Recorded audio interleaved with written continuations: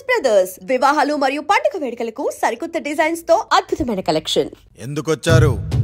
తన తాత పాపారాయుడు గారు ఆస్తి తనకు కూడా కావాలంటూ పంచాయతీలో ఫిర్యాదు చేశాడయ్యా.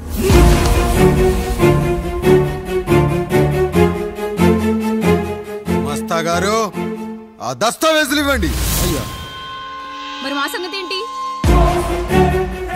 అడగరేంటి? అవునన్నయ్య, ఈరోజు మీ పన్మేష్ కొడుకొచ్చాడు, రేపు ఆ పాల్దన్ కూతురు వస్తుంది. ఇలా వచ్చినోళ్ళంతా మీ సంతానమేని తెలిసాక అదిగో ఆ కాముడు చెప్పినట్టు మా ఆయన వాటా కిందో బాత్రూము, నాకో సబ్బు బిల్ల, నా పుట్టబోయే బిడ్డకో బొట్టు బిల్ల, ఇదే మిగులుతుంది. అయినా ఊరి జనాభా కన్నా అన్నయ్య పిల్లల సంఖ్య ఎక్కువైపోతుంది. వాళ్ళందరూ ఇంటి మీదకి వచ్చే లోపు మా ఆస్తి మాకు ఇచ్చేస్తే మా బతుకులు మేము బతికేస్తాంగా. అవునన్నయ్య, మా ఆస్తి మాకు కావాలంతే. ఎవరిని పట్టుకుని ఏం మాట్లాడుతున్నారయ్యా? ఉన్నప్పటి నుంచి ఆయన మిమ్మల్ని సాగుతూ ఉన్నారు. ఈరోజు పెరిగి పండయ్యాక మా దారి మేము చూసుకుంటాం అనడం న్యాయం కాదయ్యా, న్యాయం కాదు. ఏ ఆయన నీకో కొడుకునిచ్చాడా? వాడి పేరేంటి? ఐఫోనా? ఎరా ఆస్తి కావాలా? 4 బ్రష్లతో తోముకుంటే ఎక్కడ విడిపోతామో అని నా బ్రష్ టూత్ పేస్ట్ నీకు త్యాగం చేసినప్పుడు అప్పుడు అడగాల్సిందిరా అన్నయ్య ఆస్తి కావాలి అని. ఎరా నేను వాడిపారేసిన లంగోటాలు మార్చి మార్చి చొక్కాలు చేతిగుడ్డలుగా వాడారే, అప్పుడు అడగాల్సిందిరా అన్నయ్య ఆస్తి పంచు అని. నువ్వు 6 నెలల పసిగందుగా ఉన్నప్పుడు పాల కోసం ఏడుస్తుంటే నిన్ను తీసుకెళ్లి పసుల దొడ్లో కట్టేశానే, అప్పుడు అడగాల్సిందిరా అన్నయ్య నాకు ఆస్తి కావాలి. మా తండ్రి గారు పాపారాయుడు పోలికలు నాకు, నా పోలికలు ఆండ్రాయిడ్కి. అసలు మా కుటుంబంలో ఏ పోలికలు లేని మీకు ఎందుకు ఇవ్వాలరా ఆస్తి? ఆస్తి లేదు, గీస్తి లేదు. Get out, get out, get out, get out, get out, get out అని నేను అనొచ్చు, కానీ అనగలనట్రా? అనలేను. ఎందుకంటే మీరంతా నా తమ్ముళ్ళు, నా చెల్లెళ్ళు. రక్తం తాగిన దోమ కూడా వెళ్ళేటప్పుడు కృతజ్ఞతగా ఏ మలేరియానో టైఫాయిడో వదిలి వెళ్తుంది. కానీ రక్తం పంచుకొని పుట్టిన మీరు ఈ అన్నయ్య కోసం ఆస్తి కూడా వదల్లేకపోతున్నారు కదరా. గుమస్తా గారు, నా యావదాస్తి నా తమ్ముళ్లకు చెల్లెళ్లకు వాళ్ళ పేర్ల మీద రాయండి. నాకు చిల్లి గవ్వ కూడా అక్కర్లేదు. ఇక ఈ ఇంటికి నాకు ఎటువంటి సంబంధం లేదు. లక్ష్మి, సావిత్రి, మీ చీరలు విప్పేయండి. ఇక్కడికి వచ్చేటప్పుడు ఏ చీరలు కట్టుకున్నారో వెళ్ళేటప్పుడు కూడా అదే చీరలు కట్టుకోండి. వెళ్ళిపోదాం. దస్తావేజులు తీసుకురండి.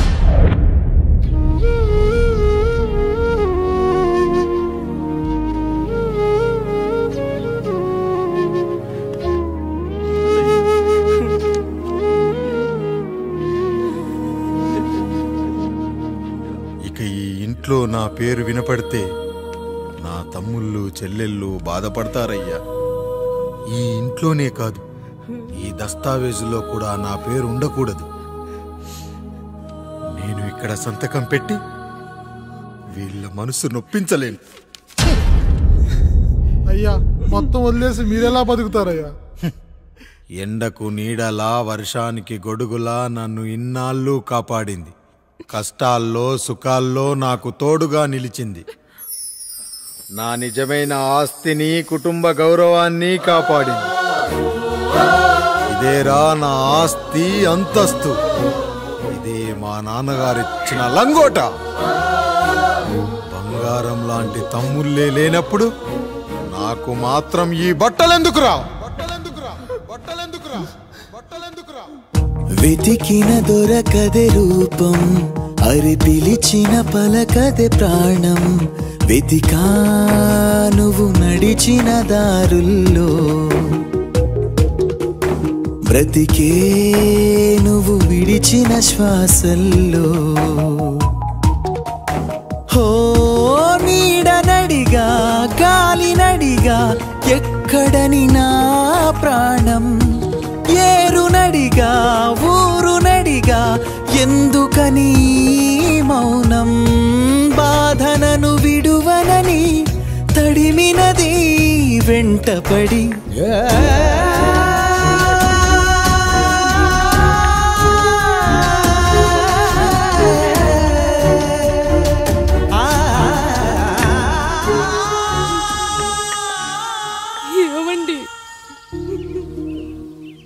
ఉప్పులో మీ చెవట పడుతుందండి.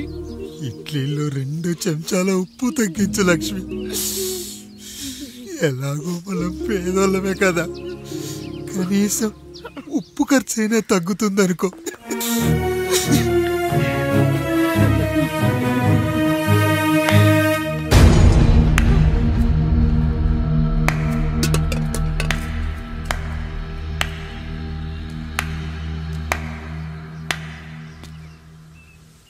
పప్పు రుబ్బుతున్నావా పెదరాయుడు? ఎవడికైనా చేసిన పాపం పండుతుంది అంటారు, నీకు మాత్రం అదిగో అలా పిండయింది. అరే రే రే రే రే, చేతి నిండా భార్యలు, ఇంటి నిండా బంధువులు, బీరువా నిండా డబ్బులు, ఊరి నిండా జనాలు. ఏరి ఎక్కడ ఇంటర్వెల్ ముందు ఇంటర్ చదివే కుర్రాడు ఏదో ఆవేశంగా డైలాగులు చెప్పాడు, సెకండ్ హాఫ్ కు మర్చిపోతాడు అనుకున్నావు కదూ? మర్చిపోవడానికి నువ్వు నాకు ఇచ్చింది అప్పు కాదు, ద్రోహం. అమ్మ వచ్చిన ప్రతిసారి అడిగేవాన్ని, మా నాన్నెక్కడా అని. నీ గురించి తెలిసాక నీ ముందుకొచ్చా, నీ బ్రతుకుని ఇక్కడి దాకా తీసుకొచ్చా. పిక్చర్ అభి బాకీ హే మేరా పితాజీ. నిన్నిలాగే వదిలేస్తే ఈ ఆండ్రాయిడ్ తో వదలవు. సామ్సంగ్లు, హెచ్టీసీలు, లెనోవాలు అంటూ కనిపారేస్తూ మా అమ్మ లాంటి వాళ్ళ కోసం తిరుగుతూనే ఉంటావు.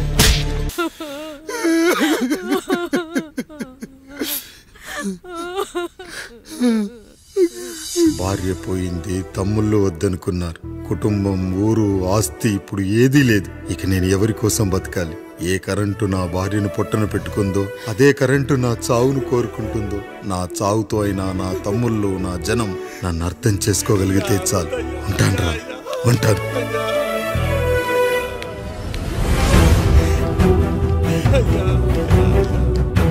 అయ్యా అయ్యా రండయ్యా, పెద్దరాయుడు గారు చనిపోతున్నారయ్యా, రండయ్యా, మీరన్న వచ్చి ఆపండి అయ్యా. అయ్యా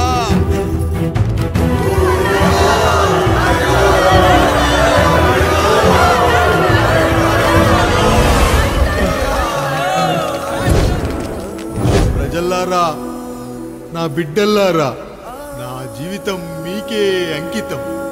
మళ్ళీ జన్మంటూ ఉంటే మీకోసం తిరిగి వస్తాను.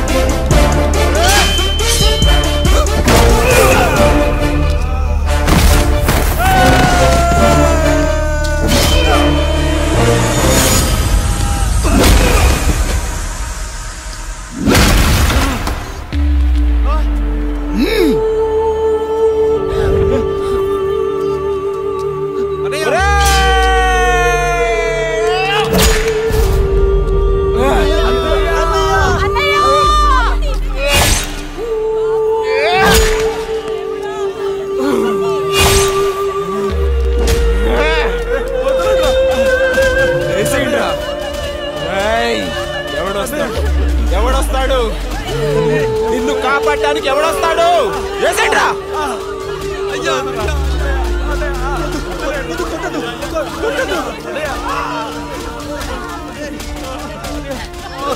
కష్టం వస్తే ఒక్కసారి నాన్న అని పిలవరా, ఆ సమాధిలోంచైనా లేచొస్తా.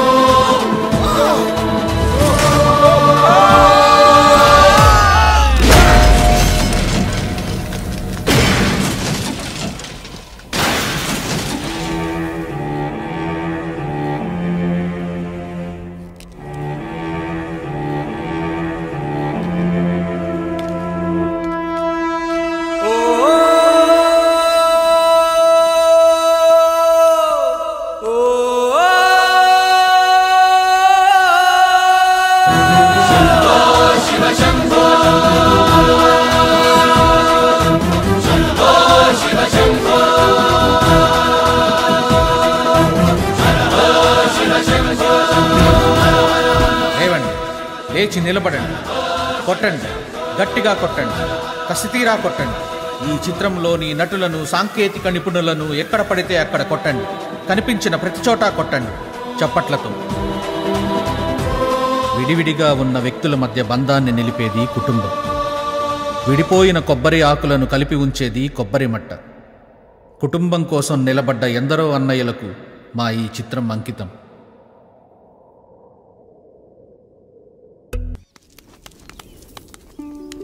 అయ్యా, దేవుడిచ్చిన ప్రసాదం అనుకుని నలుగురిని కన్నాను. ముగ్గురికి పెళ్లి చేయగలిగానయ్యా. ఈ ఊరి ఏమిచ్చినా మీరు తీసుకుంటారు కదయ్యా. ఇది మిగిలిపోయింది, తమరే ఏదో ఒకటి చెయ్యండి అయ్యా.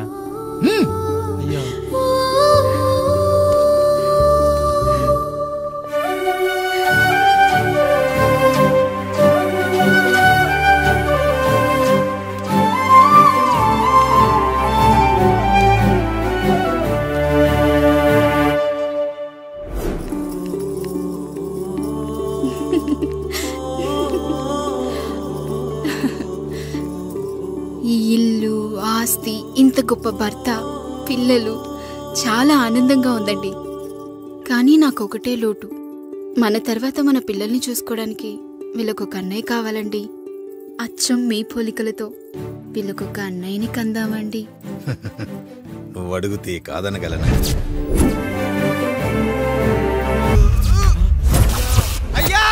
గారు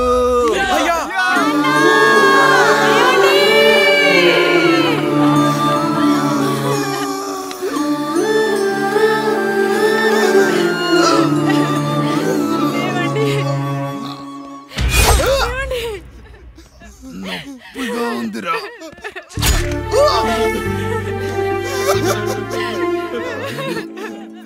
సుధా, నేను లేకుండా ఎలా ఉండగలను? పర్వాలేదండి, బిడ్డలతో నేను ఉండిపోతాను. అయ్యో, ఈ పాడు సమాజం నిన్ను మనశ్శాంతిగా బతకనివ్వదు. ఇంతమంది పిల్లల్ని చూసుకుంటూ భర్త లేకుండా ఎలా బతకగలం?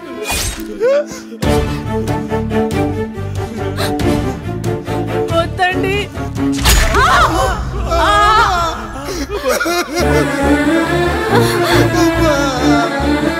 రాయుడు, బిడ్డలు జాగ్రత్త. ఈ రోజు నుంచి వీళ్ళంతా నీ తమ్ముళ్ళు చెల్లెళ్ళు కాదు, నీ బిడ్డలు.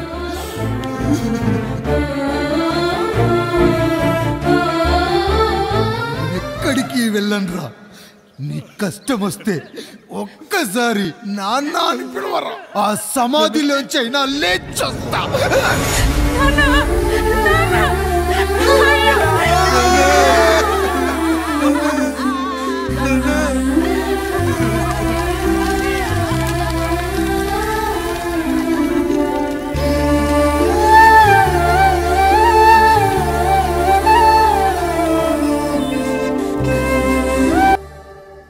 ఈ అనుబంధాలు ఆప్యాయతలు చూసిన తర్వాత నాకు ఒక కోరిక కలుగుతుంది రాయుడు గారు.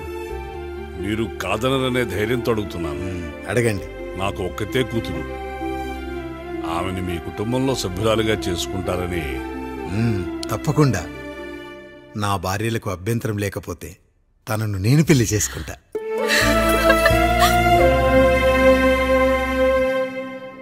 అయ్యో, మీరు పొరపాటుగా అర్థం చేసుకున్నారు. మీ పెద్ద తమ్ముడికి ఇచ్చి చేస్తారని.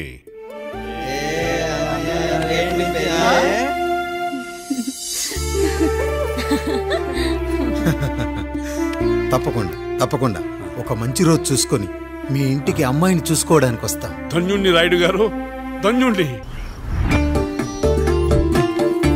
రండి రండి రాయుడు గారు, మీలాంటి పెద్దలు మా ఇంటికి వచ్చి మా అమ్మాయిని మీ కోడలుగా చేసుకోవటం.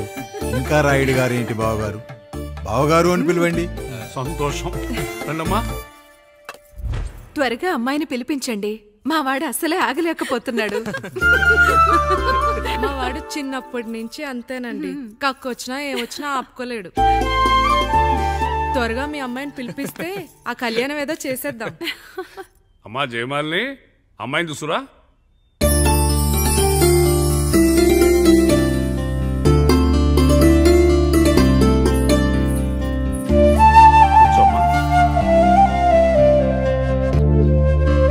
కూడా అబ్బాయిని చూడమ్మా.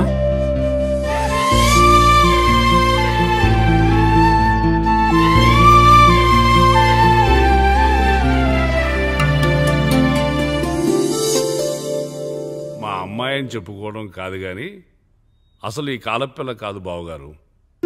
రాత్రంతా బయట తిరిగినా కోడి కుయ్యకు ముందు ఇంటికి వచ్చేస్తుందండి. మళ్ళా ఊరంతా నిద్రలేగిస్తే తప్పుగా అనుకుంటారు కదా. తను తిరిగే స్నేహితుల్లో పచ్చి తాగుబోతులు తిరుగుబోతులు ఉన్నారు. కానీ ఆ విషయాన్ని తన మనసులోనే పెట్టుకుంటుంది గాని స్నేహితుల గురించి ఎప్పుడూ చెడుగా చెప్పింది లేదు బావగారు. దీని చిన్నప్పుడే నా భార్య కారు డ్రైవర్తో కలిసి పక్క సందులోనే కూరగాయల మార్కెట్కి వెళ్ళి తప్పిపోయారు. అప్పటి నుంచి ఎంత వెతికించినా మా డ్రైవరు కనపడలేదు, నా భార్య దొరకలేదు.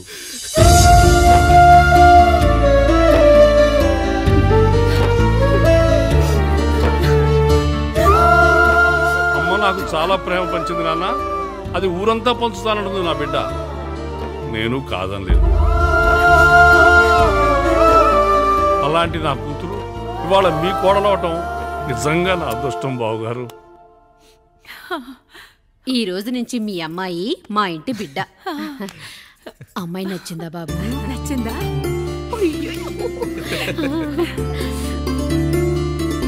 వాడికెంత తెలుసు అన్నయ్య గారు, చిన్న పిల్లాడు ఇప్పటికీ ఆకుని చెవులో పువ్వుని నోట్లో పెట్టుకొని తిరుగుతూ ఉంటాడు.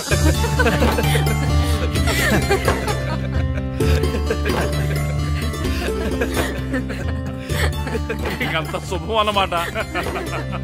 ఇక తాంబూలాలు అవి మార్చుకుందాం. ఒక నిమిషం ఆగి, నేను చెప్పేది ఒకసారి నా మాట నేను ఒక్క క్షణం కూడా ఉండను. ప్లీజ్. మా శారదా, పెద్దవాళ్ళు వచ్చారమ్మా, మనల్ని చూస్తున్నారు. అమ్మాయికి పెళ్లి చూపులమ్మా.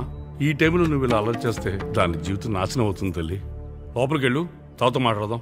ఇక్కడ మీ కోడలు కాపురం కాలిపోతుంటే మీరు ఆ మంటల్లో మీ కూతురు పెళ్లికి కాఫీలు పెట్టిస్తున్నారా? ఈ ఇంట్లో నేను ఇంకొక క్షణం కూడా ఉండను. ఒక్క నిమిషం తల్లి, అసలు ఏం జరిగిందో నాకు చెప్పమ్మా. ఈయన మంచోడని 6 నెలల క్రితం నాకు పెళ్లి చేశారు. మొదట్లో బాగానే ఉన్నాడు, ఆ తర్వాత ఒక రోజు మందు కొట్టాడు. పోనీ తాగింది దిగాక మంచోడుగా ఉంటాడు అనుకుంటే ఈ మధ్య చెడు తిరుగుళ్ళు తిరుగుతున్నాడు. ఊరవతల చిన్నిళ్ళు కూడా పెట్టేశాడు. మీరే చెప్పండి రాయుడు గారు, ఈ ఇంట్లో నేను ఉండాలా, వెళ్ళిపోవాలా, ఈయన్ని వదిలేయాలా, అక్కర్లేదా? వదిలేయాలమ్మా. వదిలేయాల్సింది నీ భర్తను కాదు, అతనిలోని లోపాలు. ఆశ్చర్యపోతున్నావు కదూ? ఒక మగాడి బాధ సాటి మగాడిగా నేను చెప్తానమ్మా. ఆడదాని ప్రేమ వెలిగించిన అగరొత్తి లాంటిది. ఒకడు వెలిగించగానే కొన్ని గంటల్లో బూడిదైపోతుంది. కానీ మగాడి ప్రేమ దీపం లాంటిది. తాను కాలుతూ కూడా నలుగురిని వెలిగించుకుంటాడు. ఆ వెలుగులో ఆనందాన్ని వెతుక్కుంటాడు. చూడమ్మా శారద, నువ్వు కాకిలోని నలుపును చూస్తున్నావు, నేను దాని రెట్టలో తెలుపును చూస్తున్నాను. మొగడు మందు కొట్టొస్తే నిన్ను కొట్టలేదని సంతోషపడాలి గాని బాధపడకూడదమ్మా. ఇక చిన్నిల్లు సంగతి అంటావా? రుచిగా ఉందని లొట్టలేసుకుంటూ సగం తిన్న బిర్యానీలో కుక్క మూతి పెట్టిందని తెలిసాక దాన్ని పారేసుకుని ఆకలిని చంపుకోవడం కంటే నాకింది మనింటి కుక్కే కదా దాని మూతిపళ్ళు రాలగొట్టి ఇంట్లో కట్టేయాలి. నీ భర్త కూడా అలాంటి కుక్కలాంటి వాడేనమ్మా.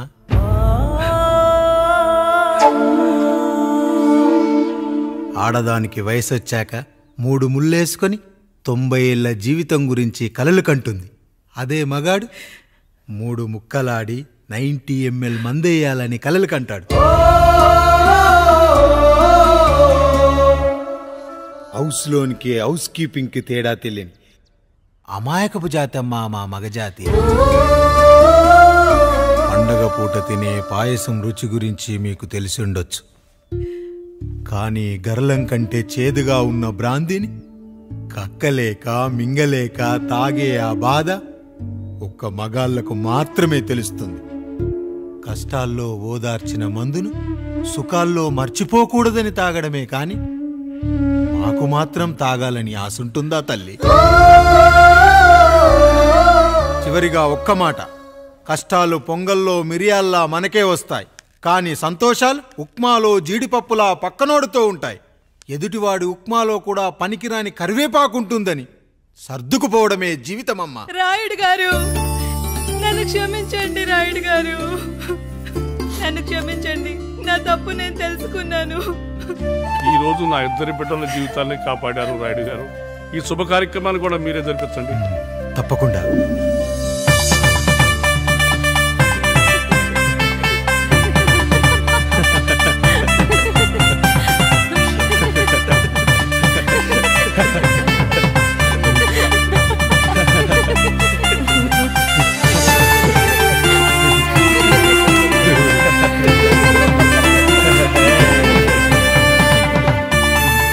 రాముడు, పండు, మీరు దీవించండి. దీవించండి.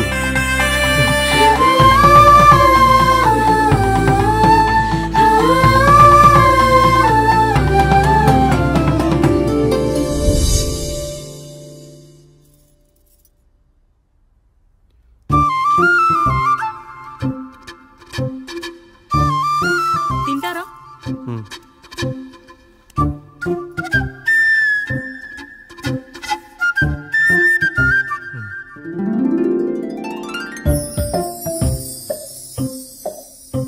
ఫస్ట్ టైమా? అవును, మీకెలా తెలిసిపోయిందండి? అంటే మా బామ్మ చెప్పింది.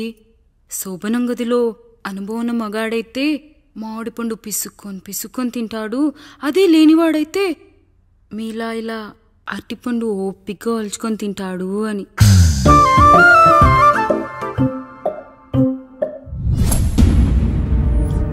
ఏంటవి? అవేంటో తెలీదా? ఫ్రెండ్స్కి పెళ్ళని చెప్తే హ్యాపీ బర్త్డే అనుకొని బెలూన్స్ ఇచ్చారు, ఫీల్ అవుతారు కదా అని 4 అక్కడ కట్టాను.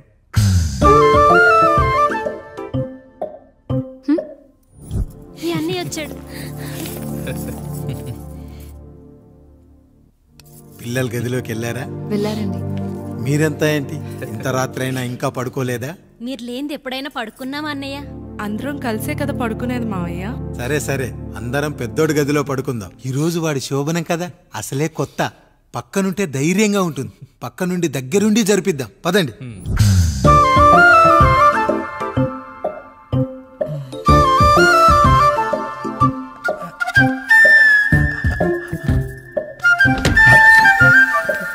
కానివ్వండి రా, కానివ్వండి కానివ్వండి.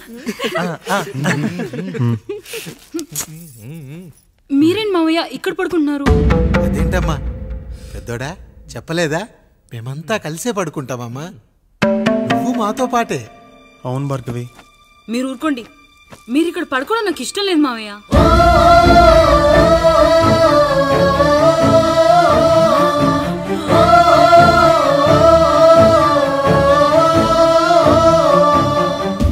అదేంటమ్మా అలా అంటావు? ఎన్నో చూశాం, ఎన్నో చేశాం. దుక్కి దున్ని కోత కోయకుండానే ఈ విత్తనాలన్నీ మొలకొచ్చాయంటావా తల్లి? అవన్నీ నాకు తెలీదు మావయ్య. మర్యాదగా బయటికి వెళ్ళండి.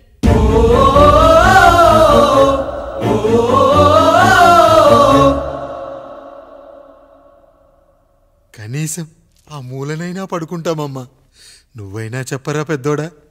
అంటే తను ఇబ్బంది పడుతుంది కదా నాన్న.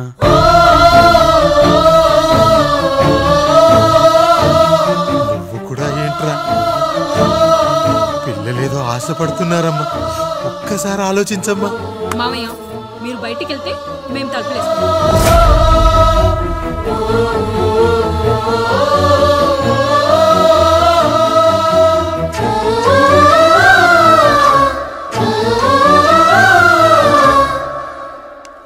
వేసుకోండి అమ్మా, వేసుకోండి. తలుపులు వేసుకోండి.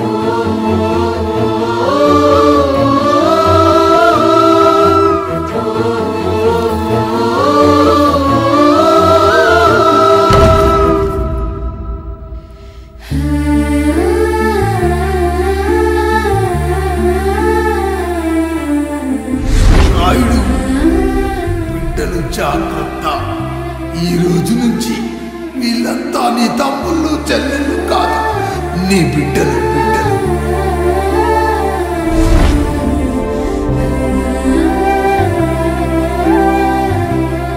జానకి, ఏమండి? సావిత్రి, ఏమండి? లక్ష్మి, ఏమండి? మన గదిలోకి పదండి. ఇక నుంచి ఎవరి పిల్లలతో వాళ్ళ గదిలోనే పడుకోవాలి. ఇది ఈ రోజు నుంచి ఈ వంశానికి రాస్తున్న కొత్త శాసనం. అయ్యా అలా అరకండి అయ్యా. మీరు లేకుండా మేము ఎప్పుడైనా విడిగా పడుకున్నాము. అంతా కలిసే కదయ్యా పంచుకున్నాం. వెళ్ళరా వెళ్ళు. నీకు భార్య ఉంది, నీకు పడగది ఉంది. వేసుకోండి రా, మీరు వేసుకోండి. తలుపులు వేసుకోండి. మీరు కూడా ఏంటండి పిల్లలేదు? చిన్న పిల్లల వాళ్ళని ఉయ్యాల్లో ఆడించేటప్పుడు పక్కనే ఈ నాన్న కావాలి. బడికెళ్ళేటప్పుడు పక్కనే ఈ నాన్న కావాలి. గుడికెళ్ళేటప్పుడు కూడా పక్కనే ఈ నాన్న కావాలి. కానీ శోభనం గదిలో మాత్రం పక్కనే ఉంటానంటే బరువయ్యాను జానకి, బరువయ్యాను.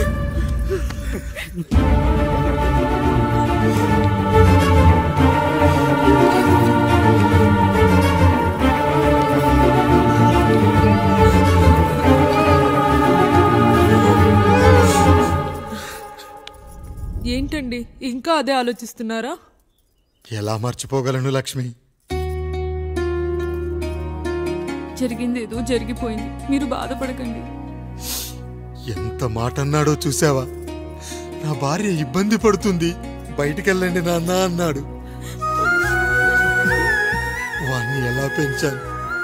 చదువుకుంటే పై చదువులకు వాడు వేరే ఊరు వెళ్లాల్సి వస్తుందని చదివే మాన్పించేశాను. జ్వరం వస్తే ఆ మాత్రలు చేదుగా ఉంటాయని నేనే మింగాను. నోరు తెరిచి అమ్మ కావాలన్నప్పుడల్లా ఎంతమంది అమ్మల్ని ఇచ్చాను. నాన్న అన్న ప్రతిసారి నాన్నల్ని ఇవ్వలేకపోయానని వాడికి నా మీద కోపమో ఏమో జానకి. నిజమేనండి, మనమంతా ఇలా లేమే. మన కుటుంబానికి దిష్టి తగిలింది. మా నాన్న మరణంతో ఆస్తిపోయి తమ్ముళ్ళతో నడి రోడ్డున పడ్డప్పుడు ఇలాంటి కష్టాన్ని మొదటిసారి అనుభవించాను.